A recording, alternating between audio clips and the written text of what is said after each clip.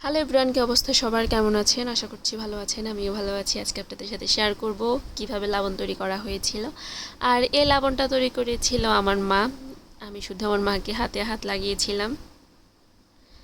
এটার জন্য যেটা মেইন জিনিস সেটা হচ্ছে খইয়ের গুঁড়া। খইয়ের গুঁড়া ছাড়া লবণ তৈরি করা একদমই যাবে না। আর তার সাথে লাগবে হচ্ছে গুড়। অনেকে হচ্ছে চিনি দিয়েও বানায়, কিন্তু আমার কাছে গুড়েরটা বেশি ভালো লাগে। যদি চিনি দিয়ে বানানো হয় তাহলে হচ্ছে আগুনের তাপের কোনো প্রয়োজন হয় না। আর গুড় দিয়ে তৈরি করলে অবশ্যই আগুনের তাপ লাগবে। আর এর জন্য প্রথমে গুড়গুলোকে মা হচ্ছে কুচি কুচি করে কেটে সামান্য পরিমাণ পানি দিয়ে চুলাতে দিয়ে দিয়েছে। যখন গুড়গুলা গলে গিয়েছিল, এরপরে খইয়ের গুঁড়াগুলো দিয়েছিল। এরপরে সুন্দরভাবে নেড়ে চেড়ে দিয়ে এখানে আমি দিয়েছি জিরা গুঁড়া, যাতে সুন্দর একটা ফ্লেভার আসে।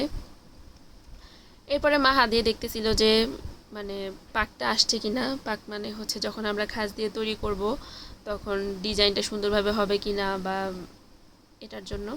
পরে দেখতেছিল যে না, পারফেক্টভাবে হয়েছে। এরপরে আমরা চুলা থেকে নামিয়ে নিয়ে সুন্দরভাবে তাড়াহুড়ো করে খাঁজ দিয়ে হাত দিয়ে গোল গোল করে বানিয়ে নিয়েছিলাম।